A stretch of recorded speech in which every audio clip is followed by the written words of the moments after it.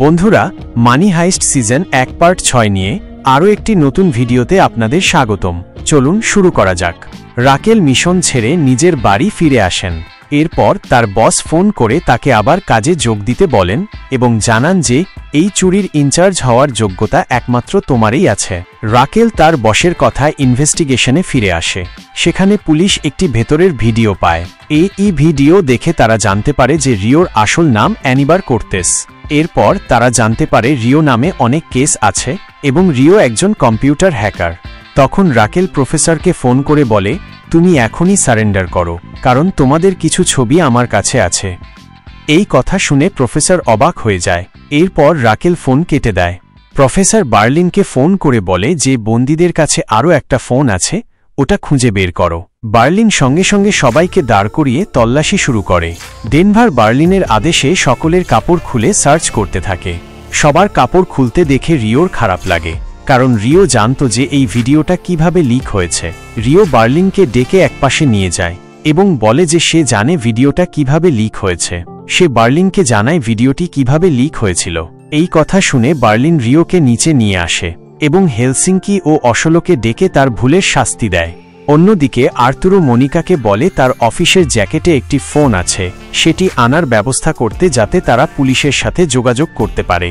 Raquel তার কাজের থেকে ছুটি নিয়ে আবার সেই কফি শপে যায়। এবারও তার দেখা হয় প্রফেসরের সাথে, তবে এবার রাকেল প্রফেসরকে একজন টিভি রিপোর্টার ভাবে।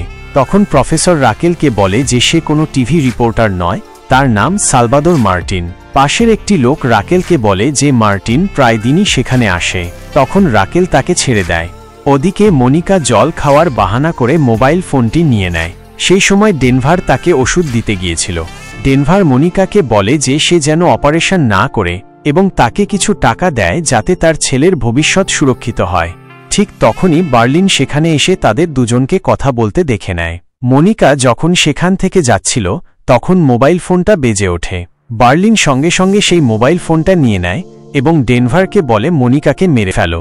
ওইদিকে টোকিও জানতে পারে যে বার্লিনের নির্দেশে হেলসিঙ্কি ও অসলো রিওকে মারতে ছিল। এই খবর শুনে টোকিও রাগে ফেটে পড়ে এবং সঙ্গে সঙ্গে প্রফেসর যে ক্যামেরার মাধ্যমে সবকিছু দেখছিলেন সেটিতে গুলি করে দেয়। টোকিও প্রফেসরকে স্পষ্ট জানিয়ে দেয় যাতে রিওকে কেউ না মারে।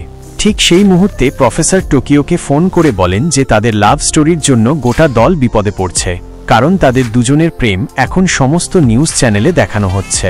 এই কথা বলার পরেই প্রফেসর ফোনটি কেটে দেন। অন্যদিকে বার্লিনের আদেশে ডেনভার মনিকাকে মারার জন্য প্রস্তুত হয় এবং এরপর সে মনিকার ওপর গুলি চালায়। আজকের ভিডিওটি এখানেই শেষ করছি। খুব শীঘ্রই আবার দেখা হবে নতুন কোনো ভিডিওতে। যদি ভিডিওটি ভালো লেগে থাকে তাহলে একটি লাইক দেবেন এবং চ্যানেলটি সাবস্ক্রাইব করবেন। ধন্যবাদ।